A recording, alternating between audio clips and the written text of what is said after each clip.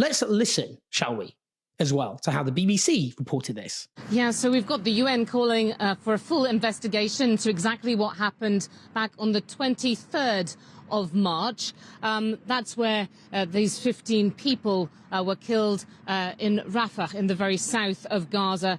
And really, this is continuing to generate so much controversy. You have, on the one hand, these allegations that Israel has committed an apparent war crime, a clear breach of international humanitarian law.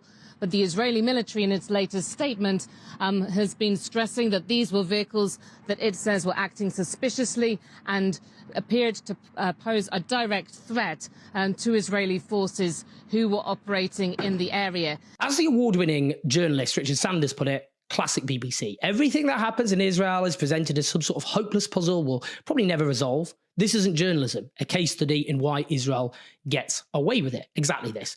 Every time Israel commits an atrocity so obscene and so depraved that the BBC actually has to cover it, although that isn't actually always the case, the BBC then reduces it to a game of he says, she says, along the lines of, in the fog of war, who's to know what the truth really is? Did they play this game with Hamas atrocities on the 7th of October? No, they did not.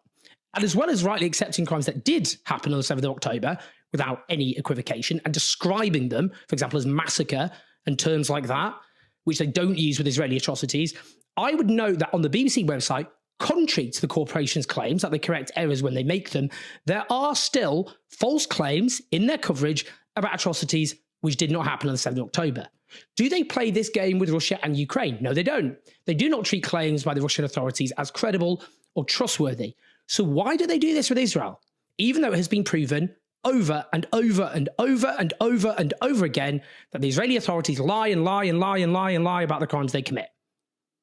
What the BBC has done all the way through this conflict is protect Israel as it commits in full view of the world, only thanks, of course, to mobile phones and social media, not because of them, heinous atrocities, while its leaders and officials flagrantly just tell us over and over again that they're committing war crimes, as Netanyahu does here, by preserving a narrative along the lines of Israel is fighting a war of self-defense. And let's have a little debate about whether that response is proportionate or not, with both claims being legitimate, which is a bit like treating both sides of an argument about whether the earth is flat as legitimate, with the rather substantial difference that this is about the ongoing mass slaughter of innocent people facilitated by Western governments, including, notably for the BBC, the British government that it is supposed to be holding to account.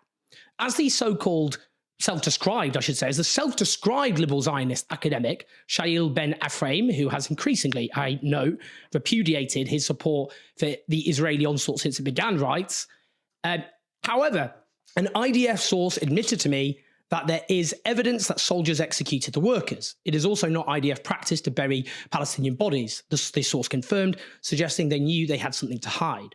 He says, this confirms that some of the ambulance staff were still alive after the IDF hit them. Then they were murdered. This is a new low for the IDF. Those responsible must face justice. Well, good luck with that one, Shail. Given Israeli soldiers have committed every crime under the sun, whilst in many cases boasting about those crimes in social media without facing any justice, I'm fascinated to see how this one goes.